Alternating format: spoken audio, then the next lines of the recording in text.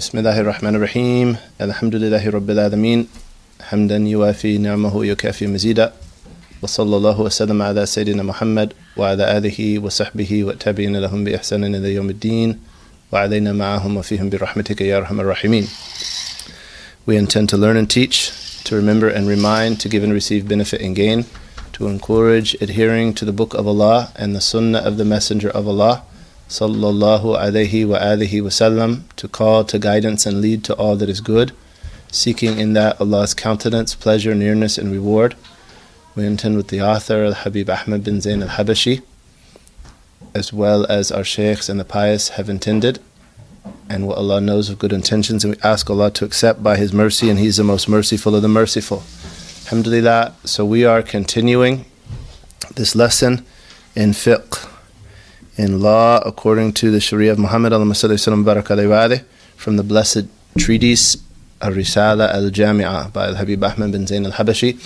And we completed Tahara in our last lesson and covered briefly the conditions of the prayer. Today, inshallah, we'll cover the majority of the integrals of the prayer, inshallah ta'ala, up to sitting between the two prostrations. And then the second part of the prayer we'll cover in the next lesson, inshallah ta'ala. In the last lesson, we sought from Allah that He enable us to recall the things that break ablution, things that nullify ablution, to recall the conditions for ablution not being nullified when sleeping, to know the 18 people who are not marriageable, who are unmarriageable kin, who are non-marriageable, that are mahram, and to recall the conditions of prayer from Risala. So you all should be able to do these. What are the things, how many things break ablution? How many things break ablution, and what are they? Four, and they are? Anything that leaves the front or back passage. Yep. Losing consciousness. Yep. Touching, coming into contact with someone of the opposite sex, correct? And then touching the genitalia with the front of the hand.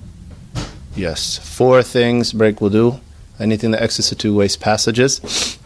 Loss of consciousness through sleep or otherwise. And actually, perhaps it's more precise to say loss of discernment. Someone who's insane loses ablution, even if they might be running around.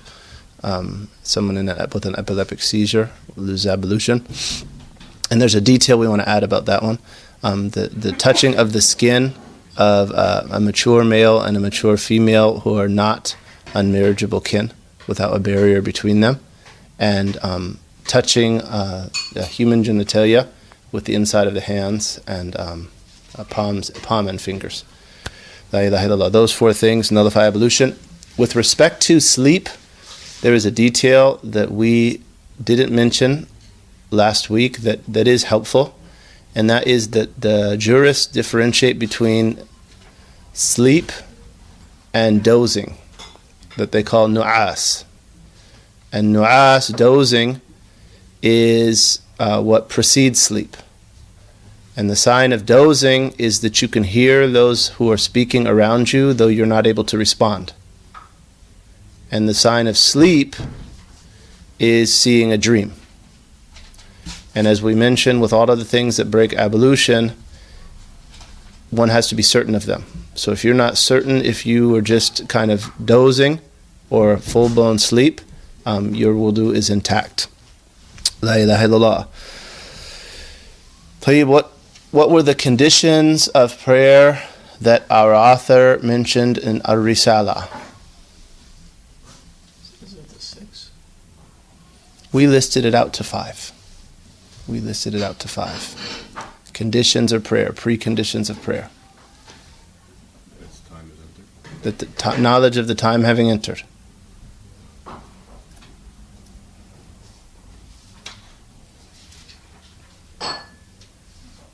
That place of worship is clean. That you have wudu. That your clothes are clean. That you're praying on something that doesn't move with you. That's a condition of prostration. So, purity of one's body, clothing, and place of prayer. We added, and he mentioned before the prayer, ritual purity. Facing the Qibla and La ilaha illallah, covering one's legal nakedness. So those are preconditions. And the conditions have to exist as well as the integrals for the prayer to be valid. So now we are going to discuss the integrals. And in this lesson, we would like you to be able to, we ask Allah to enable us to define salah, define prayer. List its 17 integrals from memory.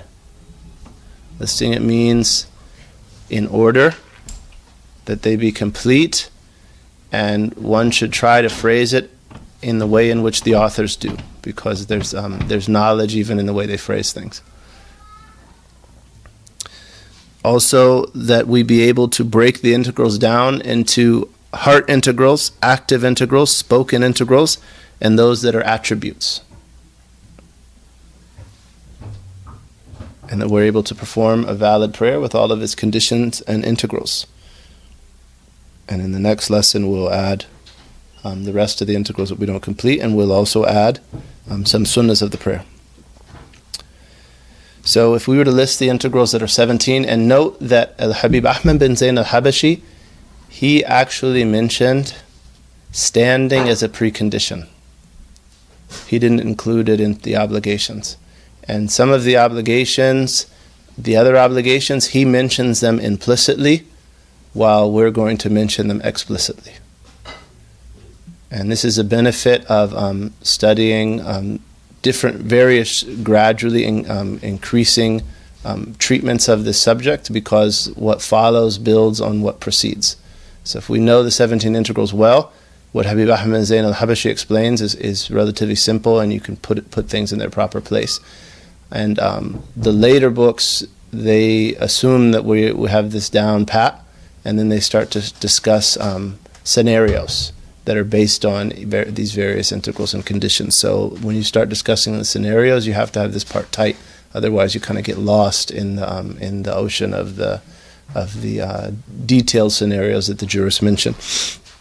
So just to recap, the 17 integrals that we covered in our last text are: 1, the intention; 2, standing, if a person is able; 3, the opening Allahu Akbar; 4, reciting Al-Fatiha; 5, bowing; 6, remaining motionless in the bow, Tumatnina, that's called; 7, returning to the standing position, I'tidal; 8, remaining motionless in the standing position, I'tidal; 9, prostration twice, or prostrating twice, Sujood; 10, remaining motionless in sujood. And in this lesson, inshallah, we'll just go up to 11 and 12. 11 is sitting between the two prostrations. 12 is remaining motionless while sitting between the two prostrations. And again, we're just going to cover that today. But the last 5 are the final testimony, the final tashahhud. Sitting in the final tashahhud, invoking salah on the Prophet ﷺ in the final tashahhud, the salam, the closing salam, and doing the above actions in order. So those are 17 integrals.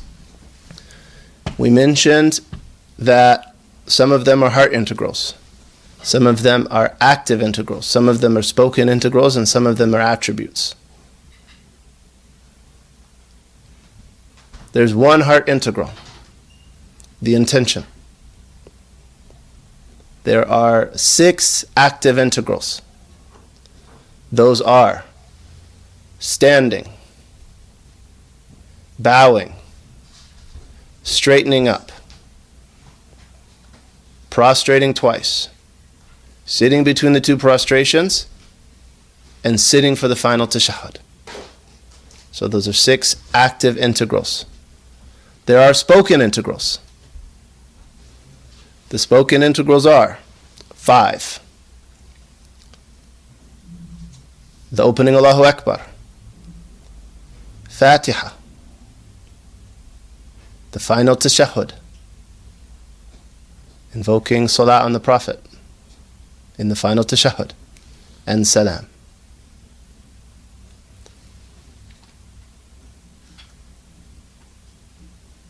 How many is that? That is 13. That's 13. No, 12. That is 12. That is 12. So then there are 5 integrals that are attributes, and those are the 4 pauses, the 4 tuma'nina, and that's coming to repose in the various positions, and order. And they call those attributes of those positions and of the salah itself. So in essence, people have to make an intention, do 6 things, and say 5 things. Someone who's going to pray validly in Arabic has to be able to say 5 things properly in Arabic. Everything else is sunnah. So they have to be able to recite Allahu Akbar, Fatiha, Tashahhud, Allahumma salli ala Muhammad, and Assalamu alaikum. And those, in terms of their prayer, those are the most important 5 things that they should learn from the beginning. We're working with new Muslims, for instance. First thing they should start with of the Arabic dhikrs is Fatiha. And assuming that, they're going to know Allahu Akbar, they can learn it very, very easily. And generally they'll know the testifications of faith. So they learn Al-Fatiha, and they learn the Tashahhud. Then Allahumma salli ala Muhammad is quite easy, and then they have the sayings of the prayer. They're able to pray in Arabic. La ilaha illallah, and we'll go over that in more detail. So we said, La ilaha illallah, we wanted you to be able to define salah. Salah, as-salah. We translate it as prayer. And the meanings that that are implied by prayer in English are quite similar to the meanings implied by salah in Arabic. So as-salah lexically means prayer, or you could say supplication, ad-du'a. Right? So there's hadith that indicate the Prophet ﷺ did salah over the martyrs of Uhud. And it's not permissible to do a funeral prayer over a martyr. So how do we interpret those hadith? That he made dua for them. He made dua for the martyrs of Uhud. And then in the terminology of the sacred law, salah is aqwalun wa af'alun muftatihatun bit-takbir mukhtatimatun bit-tahrim wa bit-taslim ghaliban. It's sayings and deeds that are generally begun with Allahu Akbar and concluded with salams. And we say generally because prayer may consist of actions without words, in the case of someone who's mute. And it may consist of words without actions, in the case, for instance, of someone who is paralyzed. And it may consist of neither, in the case of someone who couldn't speak and they couldn't move. And as we'll see, as long as one's intellect is intact, one doesn't leave the salah. One always prays as long as one's intellect is intact. And we'll go over how they do so in extreme circumstances. For instance, they can't move. La ilaha illallah.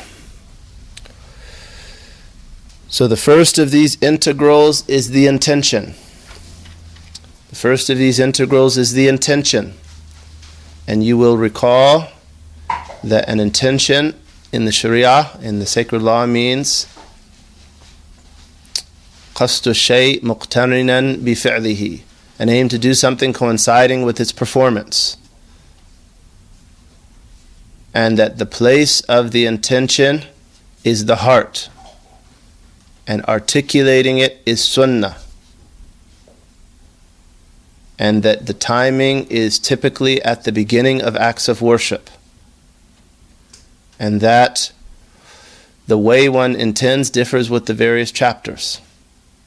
And with respect to the intention being at the beginning of the act, salah is no exception. So when is the beginning of the salah? While saying Allahu Akbar.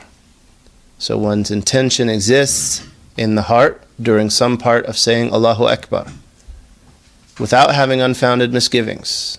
Don't fall into unfounded misgivings. This is an area where people tend to fall into unfounded misgivings. Think about Allah's greatness when praying and standing before Him, and that He's observing one's heart. Those are the kind of things we should busy ourselves with, and not with whether we're listing out all of the elements of the intention during the opening Allahu Akbar. If you're aware of Allah's magnificence and that you're standing before Him and what you're doing, you're never going to forget the details that are relevant to that. La ilaha illallah. So the intention in this case must exist during some part of articulating the opening Allahu Akbar. And they say that one calls to the intention to heart, and then and that's called istihdar, and that's bringing the intention to mind, and that's immediately before pronouncing the opening Allahu Akbar, and then that what has been brought to mind must remain on one's mind during the pronunciation or during some part of the pronunciation of the opening Allahu Akbar. And then you'll recall that there are 3 elements for the intention of an obligatory prayer: what one is doing, which prayer it is, and that it is obligatory. Right? So there are 3 elements which must exist in an obligatory prayer: the action, differentiating it from other prayers, and that it is obligatory. So the action is praying, and that is usalli in Arabic, or in English, I am praying. Differentiating it is, for instance, Dhuhr or Asr. That it is an obligatory is, you can just do in Arabic by idafa, fard. So, for instance, you could articulate a simple intention for Dhuhr: usalli fard al-Dhuhr. I am praying the obligatory prayer of Dhuhr. That's sufficient. You don't have to say I intend. People do, and it doesn't harm, but one needn't say that. I am praying the obligatory prayer of Dhuhr. Usalli fard al-Dhuhri. Everything else is sunnah, unless one is in congregation. Right? So people will say facing the Qibla for rak'ahs for Allah Most High, and all of that is sunnah. Though if you're in a congregation, as a follower, you should intend congregation, or that you're a follower, because if you attach your prayer to someone else's and wait for them for a long period of time during some part of the prayer without having intended it, that renders your prayer invalid. So we like to teach people to just intend in congregation, jama'ah, because that works for the imam as well as a follower. So an example of a dhuhr intention would be, I am praying the obligatory dhuhr prayer in congregation for Allah Most High. And we add for Allah Most High just to remind us of doing it with ikhlas. And we could just switch that for Asr or any other prayer. I am praying the obligatory Asr prayer in congregation for Allah Most High. That accomplishes all of the elements that are necessary. Just that if one were doing it on one's own, one would omit that it was in congregation. La ilaha illallah. Tayyib, a second level. If it is a specific sunnah, and a specific sunnah is a sunnah that is specified by a time or reason, like the sunnah before dhuhr, or the sunnah after dhuhr, or the sunnah of Eid al-Fitr, or the sunnah of Eid al-Adha, or the sunnah of duha, or of witr, or of seeking rain, and so on.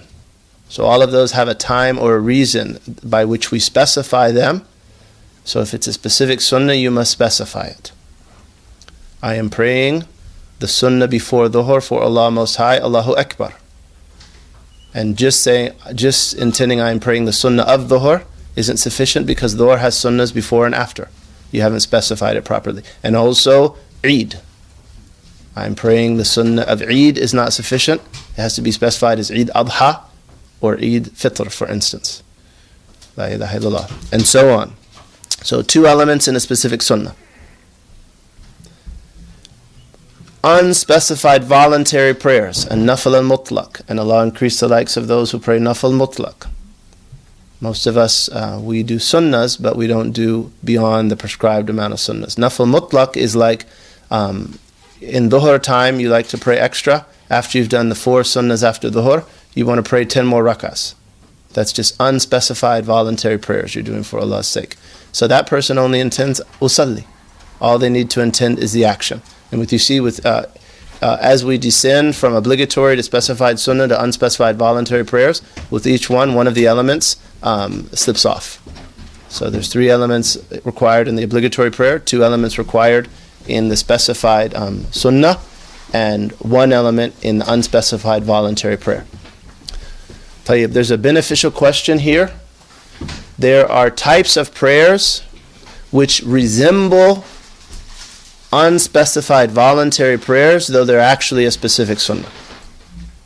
And that the criteria for that is a prayer by which, or a prayer in which all that is intended is prayer itself, not a specific prayer. A prayer in which all that is intended is prayer itself, not a specific prayer.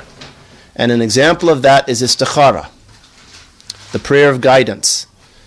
So what's indicated in the hadith evidence of that prayer is that what's intended is that that dua follow 2 rak'ahs, not 2 specific rak'ahs. Another example is the sunnah after wudu. It's the same thing. What's intended is that 2 rak'ahs occurred after having made wudu, not specific rak'ahs. Another example is tahiyatul masjid, the greeting of the mosque. What's intended is that 2 rak'ahs at least occur after having entered a mosque, not 2 specific rak'ahs. So what does that mean? That means that those prayers can be accomplished by another prayer along with it. So if someone performs ablution for dhuhr, for instance, he or she can intend usalli sunnat al-dhuhri al-qabliya wa sunnat al-wudu lillahi ta'ala, Allahu Akbar. They can intend, I am praying the sunnah before dhuhr and the sunnah of wudu for Allah Most High, Allahu Akbar. Tayyib, someone who comes in and dhuhr has already started, the congregation has already started, they enter the mosque for instance, they can do the same thing. Usalli fard al-dhuhri wa sunnat al-wudu jama'atan lillahi ta'ala, Allahu Akbar. I am praying the obligatory prayer of dhuhr and the sunnah of wudu in congregation for Allah Most High. So especially, someone who wants to take advantage of the opportunities Allah has given us and the many sunnahs that have been legislated, they can intend multiple sunnahs like that. One caution, 2 specific sunnahs cannot be combined, otherwise it invalidates them. And a specific sunnah cannot be combined with a fard, otherwise it invalidates them. So that's a specific type of prayer. And there are about 10 prayers that you can do like that. We've listed a few of them. There are prayers such as istikhara, greeting the mosque, the sunnah of wudu, the sunnah of need, and some others. But those are ones that are commonly occurring that we can intend along with other prayers. La ilaha illallah, especially istikhara. It's good to be in the habit of making istikhara regularly. Some shuyukh even advise their students to make a general istikhara on a daily basis. And they'll put it like, for instance, in the sunnah of fajr or their duha prayer. Or even if, you're someone who has something that's pressing, the next prayer you pray, you can intend along with that prayer istikhara and then just do the istikhara dua after it, even if it's a fard prayer, and you've accomplished both. You've prayed that fard and you've also done istikhara. La ilaha illallah. Tayyib, so that is the first. The first is intention. And we mentioned that you have to call it to heart. Call it to heart with the elements that are necessary. And it's best that it be pronounced. And then that aim exists in the heart while saying the opening Allahu Akbar. La ilaha illallah. You say it needs to be pronounced. Can you pronounce it just with your lips without making a sound? La ilaha illallah. The second is the opening Allahu Akbar. And we visited this hadith before in parts. And it's narrated by Ali عن النبي صلى الله عليه وسلم أنه قال مفتاح الصلاة الطهور وتحريمها التكبير وتحليلها التسليم. That the key to prayer is purification. What makes one enter the state where other things are forbidden is by saying Allahu Akbar, and what removes one from that state, releases one from that state, is by saying salams. And that's related by Tirmidhi and others. So this indicates a lot of things. For one, it indicates the definition, but also it shows us that the opening Allahu Akbar is the beginning of the prayer. And it's called Takbiratul Ihram. Takbiratul Ihram. Because it places one in a state where things that were previously permissible are no longer permissible as long as one remains in that state. So, for instance, speech becomes forbidden if it's an obligatory prayer, as does eating and drinking. So one enters a state that is sacred in the salah, just as one enters a state that is sacred in Hajj. And the opening Allahu Akbar is the choicest part of the prayer when caught with the Imam. The Prophet ﷺ said, لِكُلِّ شَيْءٍ صَفْوَةٌ وَصَفْوَةُ الصَّلَاةِ التَّكْبِيرَةُ الْأُولَى مَعَ الْإِمَامِ. Everything has a choicest part, and the choicest part of the prayer is the opening Allahu Akbar with the Imam. And we should strive to do so, and strive to have ikhlas in the opening Allahu Akbar, to be sincere and in a state of magnification of Allah, not thinking about other things, while we're declaring His greatness.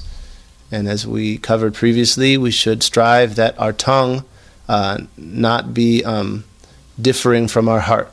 That just as we're declaring that Allah is greatest, or Allah is greater, we should have that meaning in our heart of Allah's greatness subhanahu wa ta'ala. La ilaha illallah Muhammad Rasulullah. Allahumma salli wa sallam wa barak alayhi wa alayhi. The opening Allahu Akbar is pretty easy. However, it should be pronounced properly, and you can invalidate the salah by mispronouncing it. They actually list how many conditions for the opening Allahu Akbar? 16. We're not going to go into all of those, but there are details associated with it. It should be pronounced, or must be pronounced, by someone who is able in Arabic. And it must be pronounced. All of the invocations of the salah must be pronounced. Talaffuz. And what it means, or actually isma' is a better way of saying it. Isma', and that is that you make yourself hear yourself. That you pronounce it loud enough that you can hear yourself when there is no disturbance. Otherwise, it's not valid. And for those of us in the West, a lot of times we, in the context of prayer or meditation or what have you, we just think those things to us in our minds. And oftentimes we're used to reading by studying it with our eyes but not pronouncing it. Whereas in our ritual worship, typically invocations and supplications, and Quran certainly, are recitations that are recited. And again, that should be loud enough that is audible to you when there's no disturbance, assuming you have normal hearing. So if you're in a still, silent room, you recite it under your voice, at least loud enough that you can hear yourself. And then obviously the Imam does so aloud in all of the prayers, and then for the opening Allahu Akbar, and then other recitations for him will be aloud. La ilaha illallah Muhammad Rasulullah sallallahu alayhi wa sallam. Must be in Arabic, must be recited, and then basically no additions or subtractions. And some of the addition or subtractions again would invalidate salah, like if you add a wow between them, Allahu Akbar. Or sometimes people will turn the hamza of Akbar into a wow, Allahu Akbar, they'll say. Or mistakes such as that. And all of that is cleaned up just by pronouncing it the way one would pronounce other things in tajweed. And one needs to know some tajweed, as we'll mention when we cover the Fatiha. La ilaha illallah, the opening Allahu Akbar. And then the third is standing. Standing for someone who is able in the obligatory prayer. Standing for someone who is able in the obligatory prayer. So in the obligatory prayer excludes the voluntary prayers. Someone who wishes may sit in a voluntary prayer or lay on their side. However, half of the reward decreases each time they move to a lower level if they're able to do a higher level. Ability here. We mean by inability that standing causes great difficulty, meaning that which is not normally endured. Right? So if standing causes significant difficulty that would not normally be endured, one is allowed to sit or lay down, and we'll go through these levels. Another indication of the amount of difficulty that enables one to sit is that it removes your khushu'. You're not able to remain still and concentrate because of the pain that you're in. If you're not able to concentrate because you're in pain, that's a sign that you should sit down, for instance. Or if sitting, lay down. La ilaha illallah. La ilaha illallah. Tayyib. So we want to go through the levels of what one must do who is unable to sit. So first of all, you stand. You stand as best you can. Should stand relatively straight. If you get closer to the minimum bow, you're no longer considered standing. However, someone who's only able to do that, like someone who's very old and they're hunched over, they stand as they're able. And then someone who's unable to do that, the next level, and again, unable means they experience significant or great difficulty. It's not normally endured. So then they first they stood straight. Somebody couldn't do that. They hunched over. Someone's not able to hunch over. They sit.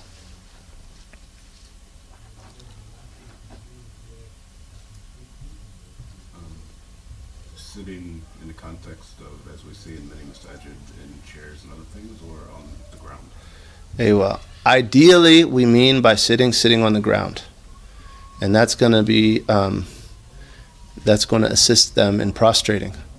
Though someone who's unable to sit on the ground may sit in a chair. No. An inability here would mean the same thing.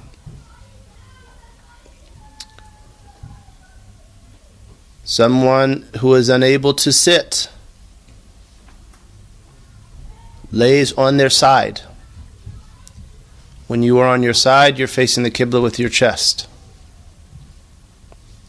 And it's better that it be the right side. Someone who is unable to lay on their side lays on their back.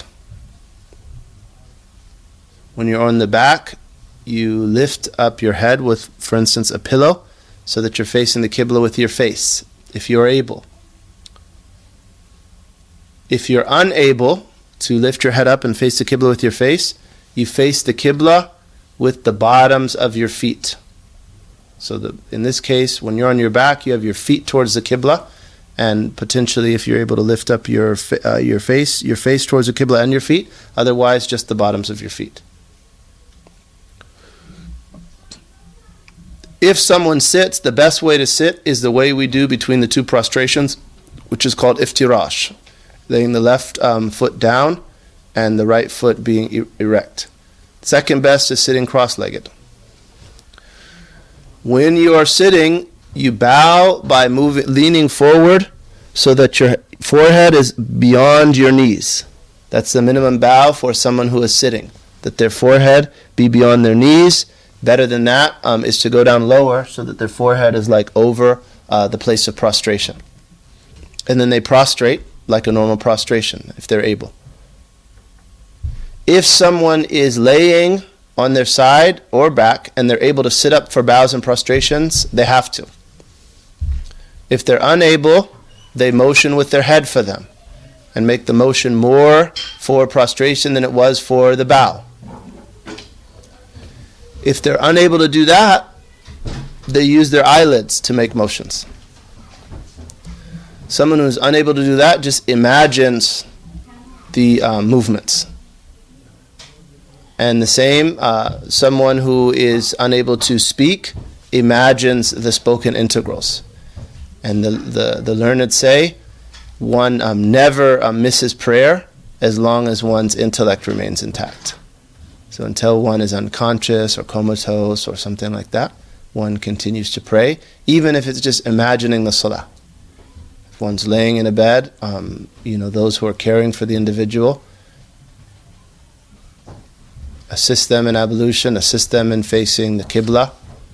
In the Maliki school, it's quite easy to make tayammum, for instance, for someone in certain circumstances where water can't be used, with a stone, or one could do tayammum with earth. But in any case, the salah is the connection between the believer and his or her Lord, and we should not miss it as long as our intellect is intact. And the Prophet ﷺ said, Al-ahnu ma baynana wa baynahum as-salah faman tarakaha faqad kafar. It's narrated by Tirmidhi and it's Hasan, that the covenant between us and them is the prayer. If someone leaves it, they have disbelieved. And it's meaning the gravity. And the majority of the ulama understand that as leaving it, not deeming it to be obligatory, not merely missing it while knowing one is sinful. But the point being that it's a solemn covenant and relationship and opportunity between us and Allah, and we shouldn't take it lightly. And La ilaha illallah, we should not miss it. We should not miss it unless we have an excuse. And the excuse for missing prayer is only that you forgot it or you slept through it. So if we're conscious in a prayer time, we have to pray. La ilaha illallah Muhammad Rasulullah. So we want to mention some of the evidence of this ruling, and that is what's narrated by Bukhari, that the Prophet ﷺ said, صَلِّ قَائِمًا فَإِن لَمْ تَسْتَطِعْ فَقَاعِدًا فَإِن لَمْ تَسْتَطِعْ فَعَلَى جَنْبٍ. Pray standing if you're unable, then sitting, and if you're unable, then on your side. And in Nasa'i, he added, فَإِن لَمْ تَسْتَطِعْ فَمُسْتَلْقِيًا لَا يُكَلِّفَ اللَّهُ نَفْسًا إِلَّا وُسْعَهَا. And if you're unable to on your side, then on your back. Allah does not charge any soul with what is beyond its capacity. La ilaha illallah. And then in Bukhari, he indicated that the standing prayer is better, and sitting has half the reward, and laying on the right side or laying on the side has half the reward of sitting. And that's in voluntary prayers, not in obligatory prayers. And that's how we join between those two narrations. There's a question that commonly occurs: what about on a plane? And planes are treated analogous to boats. And when on a boat, one has to stand up and pray, unless one is going to fall down. Right? If the seas are rough and you're going to fall, then in that case you sit. And the same applies to a plane. You have to stand up and complete your face the Qibla and complete your bows and your prostrations, unless you're unable, for instance, due to turbulence or things of that nature. Sometimes a prayer time, also if it's takeoff or landing, you may not be able to stand, though generally one is able to stand. And one should and face the Qibla, and bear in mind the Qibla, the Kaaba extends, the space of the Kaaba extends to the terrestrial heaven, to the lowest heaven. So anywhere you are in the sky or on the earth, you can face the Qibla, and then just complete your bows and your prostrations. La ilaha illallah Muhammad Rasulullah. And personally, alhamdulillah, Allah has enabled us to travel a lot, sometimes with our shuyukh, and I've never had a flight that I couldn't pray on. And the hardest flights to pray on have been Muslim airlines, because they'll try to encourage you not to pray or sit down or whatever. And if you insist, they give up. Like my experience, non-Muslim airlines, they're very accommodating. They're very accommodating. I don't know what their training is, but I would imagine that they kind of want to try to avoid anything that causes a scene or like someone becomes argumentative or whatever. I don't know. But my experience has been that rather than, just having me jump up and do it in the aisle, which I will do if they try to stop me, they'll provide me a space, they'll provide me a space. And then people say, well, you're blocking traffic. On transatlantic flights, people stand around and just chat, especially when sometimes you have young stewards and stewardesses. They're in the back joking around, flirting. People go back and hang out with them. So I'm ashamed to stand up and pray to the Lord of the heavens and the earth, who's maintaining this thing 30,000 feet above sea level and preventing it from disappearing, and praying for everyone else on the plane. I should be embarrassed about that when someone's not embarrassed to be ordering beers and wines or standing around the cabin or sitting with the stewardess, flirting with her or whatever.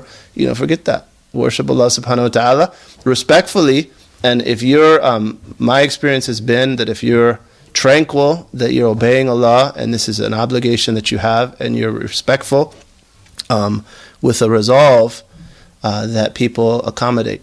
And generally, someone who has a strong resolve, you'll find that Allah makes the creation cooperate with them. And then, in one case, we flew with some of our shuyukh from San Francisco to London. To London.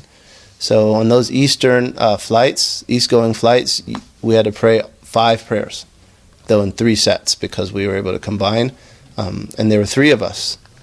So we prayed in congregation, all 3, in the galley of the stewardesses, and we just asked their permission. And, after the first prayer, we had a bunch of chocolate that had been gifted to the sheikh when he was traveling around, so we gave some to the stewardess who we asked. And then, he was all, let's just make sure to give her something to show her the akhlaq of Islam. And then some of the other ladies were like, oh, why didn't we get any? And, then we just made the other prayers, and it was all good. It was all good. They made space for us, and alhamdulillah. But if one finds a case where one is actually forced to sit, like they were in physical danger or turbulence render it impossible to stand, then one prays sitting as best one can, and makes it up afterwards. As far as and this is really stems from the condition of no standing, but also it relates to the question of facing the Qibla. Contemporary Shafi'i scholars differ about the person who was able to complete their prayer standing, whether they should make it up because they weren't standing on the ground. And my shuyukh, they're of the view that you needn't make it up. Though there are some contemporary Shafis who, even if you stood facing the Qibla perfectly and completed your bows and prostrations, they would say you should make it up because there's not istiqrar, that you're not settled on the ground. And again, that's a difference of contemporary muftis, and one could follow either position, and they're both valid, and Allah knows best. La ilaha illallah Muhammadur Rasulullah sallallahu alaihi wasallam baraka alayhi wa alihi. Alhamdulillah. Alhamdulillah. We could take a couple questions, even though we've only covered 2 integrals. We wanted to do more, but alhamdulillah. Yes. I have 2, but I'll ask one first. The space between when you're praying in congregation for a prayer and you've done a lot, but what should one do in that time when the imam might be making a personal dua in terms of making sure he does everything correctly? There sometimes can be a good 2 minutes before he actually starts the opening. You should do the opening supplications, and those are in Glorious Treasure that we're memorizing. Okay. No. Yep. And those are sunnah. my other question was, when you spoke of prayers that are sunnah, and you had the intention that you say, I missed what you said that we should say, because you said that there could be multiple sunnahs and you should specify which one you're praying. Yeah. So it differs with respect to different sunnah. So if it was dhuhr sunnah before, وَصَلِّي sunnah dhuhr al-qabliya lillahi ta'ala. I am praying the sunnah before dhuhr for Allah Most High. After, I am praying the sunnah after dhuhr for Allah Most High. Maghrib, for instance, I am praying the sunnah after Maghrib for Allah Most High. I'm praying the sunnah of witr, like that. Duha, I'm praying the sunnah of duha for Allah Most High. And then I have another one. That's okay. I just realized. That's okay. Okay, the 2 excuses you said for missing prayer, one was you slept through it, and then another one was what? Was you forgot. You forgot. Yeah. Just- No. La ilaha illallah, yes sir. I just wanted to get a clarification. You said that one can combine the intention of praying istikhara with praying the fard. Yep. So at the end of the prayer, we'll just make the istikhara. Yep. With regard to the combining of intentions, Mm-hmm. I guess the unspecified with a fard and also With a fard or with a specific sunnah, or 2 together. Yeah. But the thing you can't do is make a fard and a specific sunnah, or 2 specific sunnahs together. That renders them invalid. La ilaha illallah. La ilaha illallah. So number 4. Number 4 is reciting Al-Fatiha. Due to a hadith of Bukhari and Muslim, La salata liman lam yaqra bi fatihatil kitab. There's no prayer for someone who does not recite the opening of the book. Fatihatul Kitab. Fatiha must be recited in every rak'ah of every prayer, whether it's obligatory or voluntary, in congregation or on one's own, whether one's the imam or the follower, except the rak'ah of a latecomer. So one always recites Fatiha, except in the case that one is a latecomer. What is a latecomer? A latecomer is someone who has not caught enough of the standing of the imam to recite all of Fatiha with a moderate pace. A latecomer is someone who has not caught enough of the standing of the imam to recite all of the Fatiha at a moderate pace.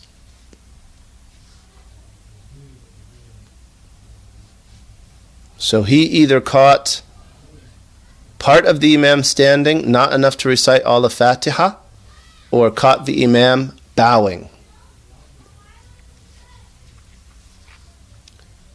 And as long as he reaches Tumatnina, he becomes still with the imam before the imam comes up from the bow, he has caught that rak'ah, or she has caught that rak'ah, regardless of whether or not he or she recited any of the Fatiha, or all of it, in the case when they have to recite some. There's a detail here.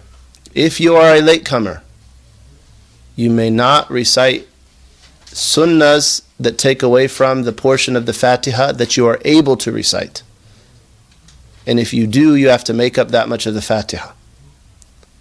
Right? So if you are a latecomer, right after your Allahu Akbar, just go into reciting the Fatiha and recite as much as you can. That's the easy way to do it. And then in the longer treatments, in perhaps our next book, we'll go into some details about falling behind the imam and how you deal with that. But a latecomer just comes, start reciting, say Allahu Akbar, and then begin the Fatiha, and that's that. La ilaha illallah Muhammadur Rasulullah. Allahumma salli wa sallam wa barak alayhi wa ala alihi. Allahumma laka alhamdu shukra. Allahumma laka alhamdu shukra. Laka alhamdu shukra. La ilaha illallah. So only we all recite Fatiha unless we are a latecomer. When in an allowed prayer, ideally one should wait until the imam finishes and then silently and quickly recite one's Fatiha after the imam has finished. Though if one doesn't believe one has time, it's not recommended to wait. La ilaha illallah. Then what about someone who's unable to recite Fatiha? First of all, Fatiha, we mentioned there are conditions, and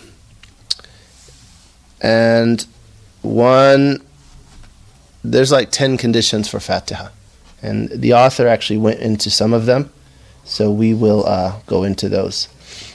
So his list of obligations, he mentions the reading of the Fatiha, beginning with the words Bismillahir Rahmanir Rahim, the 14 points of stress, and not pronouncing dha instead of dha, instead of al-dad. There is no dha in the Fatiha. So he mentioned some of the conditions. So Fatiha, for instance, Bismillahir Rahmanir Rahim is a verse of Fatiha. In the view of the Shafi'i Imams, it's a verse at the beginning of every surah except Surah 9, Al-Bara'ah or At-Tawbah. It's a verse of the surah itself, and it must be recited, otherwise the Fatiha is incomplete. Bismillah is a verse. He mentioned there are 14 shaddas that he calls points of stress. There's 3 in Bismillahir Rahmanir Rahim. Bismillahir Rahmanir Rahim. On Lafd al-Jalala and the 2 Ra's in Ar-Rahman Ar-Rahim, there's shaddas. And there are 11 more in the Fatiha. All of them have to be correctly pronounced. The letter Ad, which is a letter that only appears in the Arabic language, and it's actually called Lughatul Dad. And it's different than Dha and especially Roman transliteration throws people off because the dad might have a Z with a dot under it as in the Roman transliteration. So people will say wala zalin, and then you have people say wala dhalin, and both of those are incorrect. Someone who's able, if they incorrectly pronounce it, the prayer is not valid. So how is all of that solved? All of that is solved by having a lesson in tajweed. Having a lesson in tajweed with a qualified muqra', someone qualified to teach others to properly recite the Quran, who will listen to you and correct your pronunciation. La ilaha illallah. So it has to be pronounced like that in Arabic. Making oneself hear oneself, pronouncing it audible so that it's audible to you without distraction is a condition here as well. That it not have a long pause throughout, and that one not pause intending to cut it, that one not add foreign invocations throughout the Fatiha, like if you're reciting Fatiha, you sneeze and say Alhamdulillah, and then go back and keep reciting, things such as that. Those are conditions. Basically, if one recites Fatiha from beginning to end with proper tajweed, it accomplishes all of those conditions. Then what do we do? What do we say for someone who's unable to do so? Someone who's unable to do so may recite 7 other verses, which in our context is extremely unlikely. That might be possible where, for instance, an Arab-speaking country, or for a Muslim who repented after having not prayed for years and knew some other Quran and had forgotten Fatiha. In our context, for like a new Muslim, it's, they're not going to be able to recite other verses. The first verses they're going to memorize are going to be Fatiha, typically. So in any case, someone who's unable to recite Fatiha would recite 7 verses, and they should, even by repeating, recite so that they believe it's about the same number of letters of Al-Fatiha. Someone who's able to do that, recite 7 kinds of dhikr, and even such that even if repeating, the letters are about the same as Fatiha. They're confident that they recite as much, so they might say Subhanallah walhamdulillah wa la ilaha illallah wallahu akbar wa la hawla wa la quwwata illa billahi al-aliyyil azim ma sha Allahu kan wa ma lam yasha lam yakun, and so on. And also dua. If someone is unable to recite those dhikrs, they can make dua. And the dhikrs could be translated, and dua could be translated. Someone who is unable to do all of that stands for the amount of time that it takes to recite Fatiha. Someone who's not able to recite anything.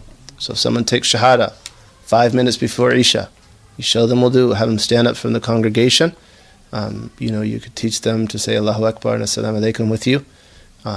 Tell them what prayer they're praying, and they would stand still while everyone else recited Fatiha, for instance. La ilaha illallah.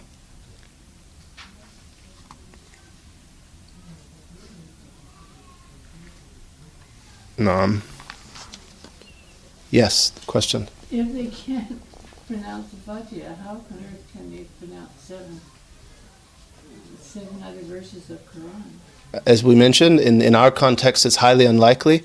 An Arab Christian, it might occur, or someone who is ignorant and had learned Quran and not been taught right. No. In our context, it's unlikely, but there are scenarios where it might occur. In any case, what's likely in our context is that people would say other dhikrs, or that they would, for instance, make dua or translations of dhikrs. طيب. Someone who is able to recite the Fatiha by holding something that's written and reciting it while reading it must do so.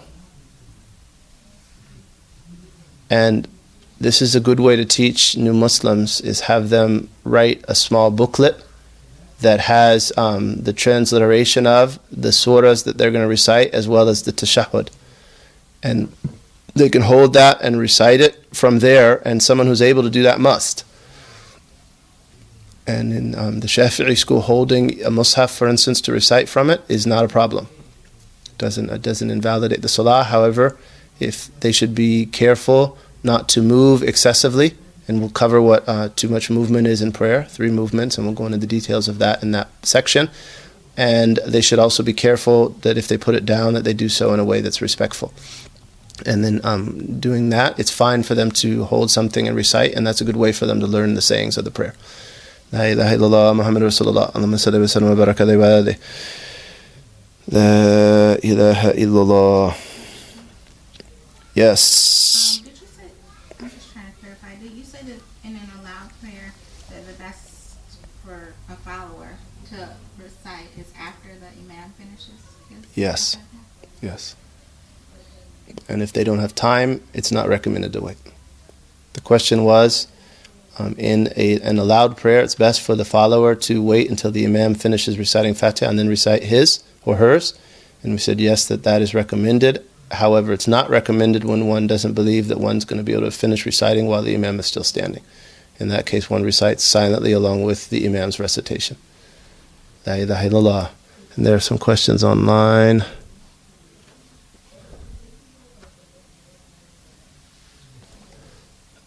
Yeah.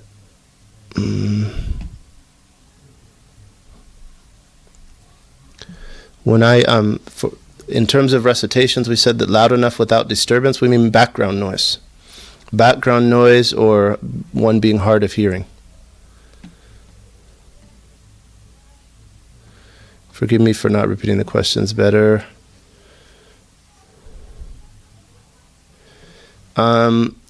A list of the unspecific supererogatory prayers that can be added to other prayers is in Bughatul Mustarshidin.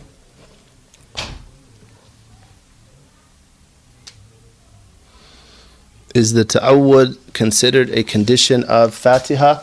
The ta'awwud is sunnah. The ta'awwud is sunnah. La ilaha illallah. طيب. So we want to finish up a few of these integrals. 5 and 6 are bowing and remaining still during the bow. And the Prophet ﷺ ordered the person who didn't pray properly, ثُمَّ ارْكَعْ حَتَّى تَطْمَئِنَّ رَاكِعًا. And that's in Bukhari and Muslim. Then bow until you become still in the bow.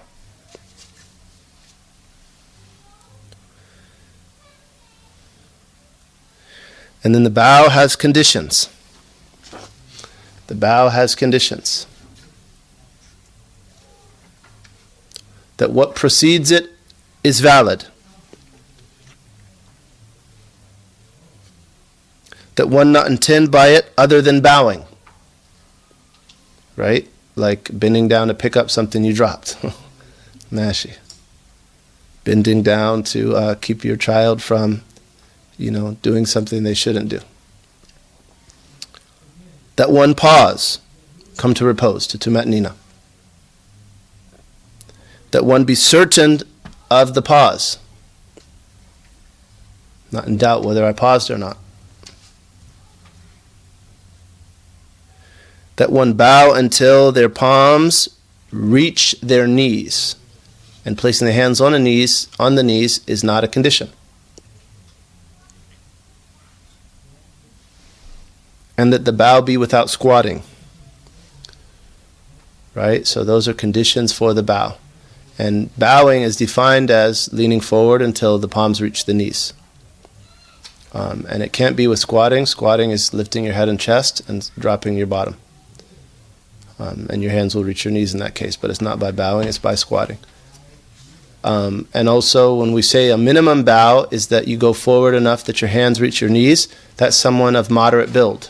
Like someone with really long arms or really short arms, it would differ. But their back should be forward about that much. And that's a minimum bow. Ideally, one should go until one's back is flat, which is about double the minimum. But a minimum is just far forward enough that one's hands reach one's knees. And then again, you come to be still. And one's stillness must be with certainty. And the stillness and its certainty will be accomplished by doing the dhikr that's sunnah in the bow. Subhana Rabbi al-Azim. And we'll come over some of the sunnahs, inshallah, after we treat the integrals. 7 and 8 are straightening up from the bow and pausing while straightened up.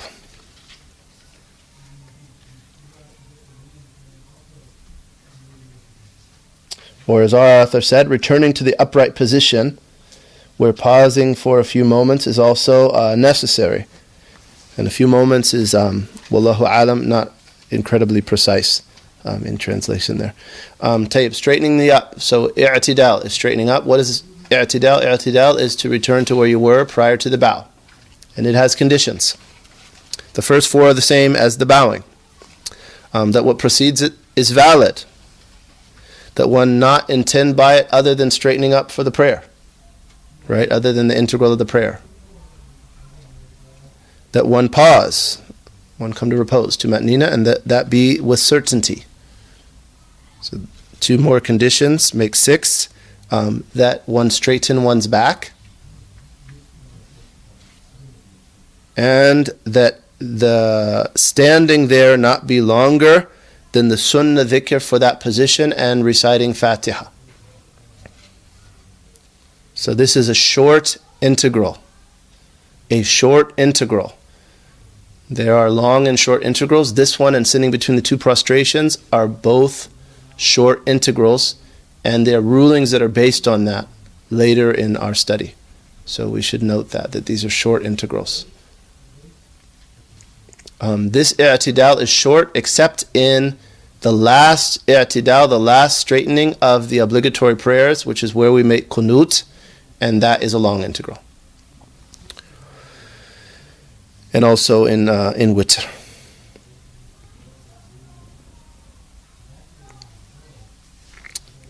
Nine and 10 are prostrating twice and being still in the prostration.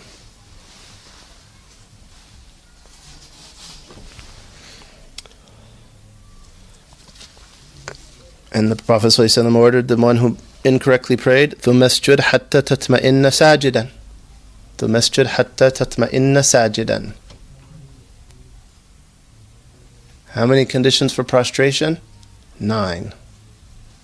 9 conditions for prostration. Prostration is a great act of worship. The nearest a servant is to his Lord is when he's prostrate, the Prophet ﷺ said. So make much dua there. So then one falls prostrate.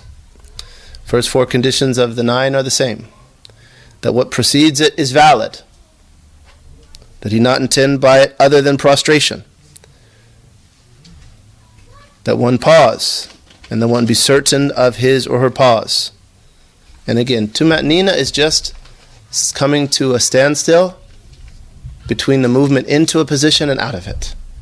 Some of them said one stands still long enough to say Subhanallah. And both of those will be easily accomplished by saying the dhikrs that are sunnah there. Subhana Rabbiyal A'la. And the minimum that's complete is 3. So those are the first 4. The rest are that one prostrate on 7 limbs. Forehead, inside of one's hands or fingers of the hand. Knees and bottom of one's toes. That the forehead be uncovered. Forehead has to be uncovered in sujood, and we're going to show the proof of that after we mention these conditions. So a low kufi that a man wears, or a niqab that a woman wears, if not at least a tiny portion of the forehead touches, the prostration is invalid. So one has to make sure that even a very tiny portion of the forehead touches the ground. That pressure be exerted on the by the head upon the surface that one is prostrating on. So if it were cotton or like a pile of a carpet, that it would be compressed. That one not prostrate on something that moves with him or her. Right? So a garment, for instance, or something that one's holding in one's hand cannot be placed down and prostrated on, instead of prostrating directly on the ground, as opposed to taking it off and putting it on the ground. Moves with you means moves with you while you're praying, like the bottom of a long shirt or the bottom of a woman's scarf or a man's kufi and so on. And that one be certain that one's bottom is higher than one's top. So one's hips and bottom be higher than one's head and shoulders. So praying, like if you're outdoors towards a hill, you got to be careful that it's not lifting you up enough that you're not inverted. You have to be inverted when you prostrate. Prophet ﷺ said in the hadith of Bukhari and Muslim, I was commanded to prostrate on 7 bones: the forehead, 2 hands, 2 knees, and the ends of my feet, or tips of my the toes of my feet, atraf al-qadamain, and it's the bottoms of the toes. And why do we say the forehead has to be uncovered? The Prophet ﷺ, his companions complained to him from the heat of the ground on their foreheads, and he did not allow us, they said, to cover our foreheads. He made us keep them uncovered, even when it was hot. So the learned understood from that it's obligatory to keep it uncovered. And it's an obvious expression of humility to Allah to place one's face right on the ground.